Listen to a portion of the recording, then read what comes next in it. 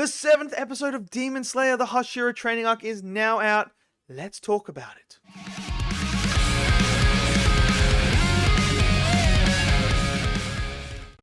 Episode 7 of the Demon Slayer Hashira training arc is now out, and guess what? This was a 30-minute long episode, which I love. We know episode 8 is going to be 40 minutes long, and I don't mind them doing this because I've read the manga and I know where we're going, and we're going to need those 40 minutes to really get everything going, because the next arc is the Infinity Castle Saga, which from reports is going to be a movie.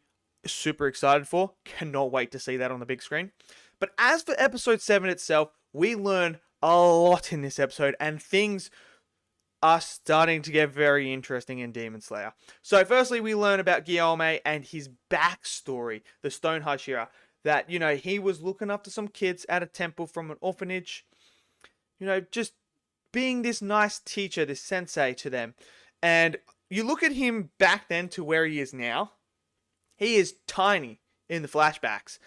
Where you compare him now, he is a giant. But this episode showcases you just how strong he is physically, because in this episode, when we learn about the backstory, there's obviously a character that we're going to, you know, dive into a lot more as we move forward, to something. He leads a demon to the temple to save himself, which then leads to Guillaume beating the demon to death with his bare hands, ripping its arms off, showcasing you just how physically strong this guy is, how gifted physically he is. And there's a whole story with a young girl that he saves from in the temple. She's the only one that survives after the demon kills all the other kids. And then obviously this is where he then tells, like, the master stepped in so he didn't get executed because of what happened. And this is why he has trust issues. This is why he doesn't, like, let people in. Love all that stuff. We also get a moment here that I know a lot of people are going to be excited for. We're about to see serious Zenitsu now. Like, this isn't Zenitsu going to sleep serious. This is Zenitsu wide awake serious. Obviously, he got a letter. I know what was on that letter. I know what is leading to him becoming this serious figure now, moving forward. I know all that, and I'm not going to spoil it for any people that didn't read the manga. I'm not going to spoil that for you, but I'm just going to tell you now, that scene of him sitting on the rock was freaking awesome. And I'm telling you, when you find out what actually happened, dude, you're going to love what happens with Zenitsu. You're going to absolutely love it. So we have that. Even Tanjiro is like, what is going on with Zenitsu? Something's wrong with him. So there's that. We also get Giyu versus Sanami here as well. We get to see the wind versus the water, and this beautiful sequence, animated astonishingly great, with the water and the wind clashing. Looked fantastic. Obviously, we find out what Sanami really likes to eat, and Tanjiro is hilarious in that moment, and we get the big, you know, chat with Giyu, opening up a lot more to Tanjiro. I really liked it. I loved all that stuff. We get Sanami, who finds the eyeball of Upper Moon 4 here. And not to mention, like, you know, there's a new Upper Moon 4. You know, it showed there. But he finds the eyeball and he's like, what is this? So now he believes that they have been infiltrated. Which leads us to the big moment in this episode.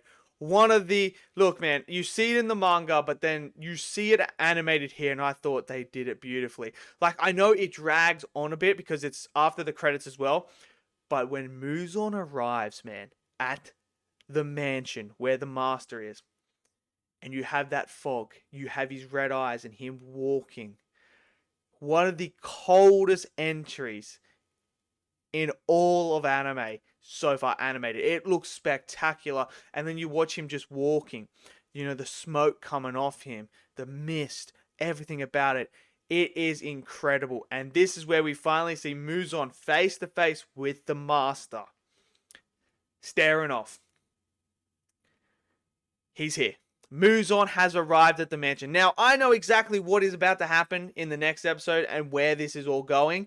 So I'm not going to spoil that, but I'm telling you, you're in for a treat. You're in for some big reveals. You're in for some twists, and you're in for some awesomeness, which is going to lead to the Infinity Castle Saga. But now that Muzan is there, this is the moment now where people are going to start, it's going to start picking up. And it's going to go fast paced now. So this episode Obviously animated beautifully like Demon Slayer is. It's always animated beautifully. The backstory of the characters, and we even have Kenya getting it in with Inosuke having a brawl. Tanjiro and Genya talking about stuff as they do. Like the development of Genya is so good. I'm loving these little extra add-ins from because the manga was rushed at this time period. They rushed the creator to be able to do this. So now they're working alongside, trying to add in the things that they were already going to add into the manga but couldn't do it. So I'm loving how they're adding extra context and details to character arcs, things like that are going to play a huge part moving forward. This episode was great. Like, Guillaume's backstory is one of the saddest ones in the Hashiras as well. I mean, all the Hashiras have sad backstories, but I really like Guillaume's backstory as well, and I thought that was fantastic. Just shows you how, like, it gives you an idea of the aura of this guy and why he is the strongest, and physically, just what he can do. I mean, you see him as a scrawny person, what he physically could do. You look at him now, and when Tanjiro is sitting there, bro, his whole hand goes over Tanjiro's head. This guy is a freaking giant. So that was all great. I loved all that. I love the stuff what they're doing with Tanjiro. That's all great. Inosuke, hilarious. We obviously have more stuff about Shinobu as well, the other Hashira, what her relationship is with Genya, why Guillaume won't take Genya as his, he'll take him as his, apprentice, but he won't take him as something else. So you have that. That's all great. But man, I'm telling you now, this was the episode that set everything in motion now. Because next week's episode is going to be insane. And then I'm telling you right now, I'm warning you all now. As you go into next week's episode, get ready to get the biggest cliffhanger of your life. I'm telling you now, you're going to get the biggest cliffhanger of your life, where you're going to be sitting there and you're going to be like, now I've got to wait for these movies to come out, and now I've got to wait for this to come out. Are you serious right now? So I'm just warning you now, you're going to do it, because what is about to happen next week is going to be insane, and it's going to lead to the Infinity Castle saga, which is going to be just freaking insane. So, yeah, so let me know what you guys thought of this episode. Did you guys enjoy it? Smash down the comment section below, smash that like button for me, and click subscribe, and I'll see you guys next video. Until then, stay safe, and peace out.